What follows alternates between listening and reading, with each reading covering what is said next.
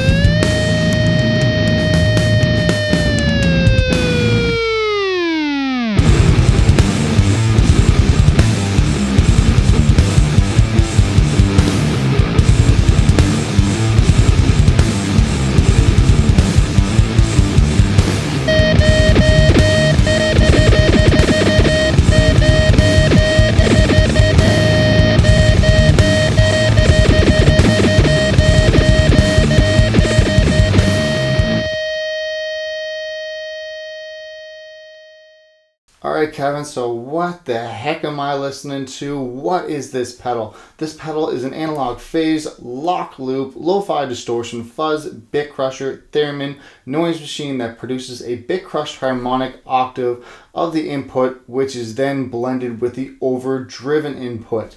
So, whole mouthful, but we're going to get into the knobs and switches of this pedal here. So first we have volume, blend, crunch, and drive. Now volume is going to bring up the volume of this pedal. Blend is going to allow you to blend in your original signal with the crunch signal. Now the crunch signal, if you have it all the way to the left, you're getting more of the natural sound this pedal is making. And then as you turn it up, that's when it's going to start breaking up and making some of those crazy noises. And then drive is another drive that's driving the input that creates this overall effect. Alright, so now let's listen to some sound samples with all the switches not engaged and the pedal turned on.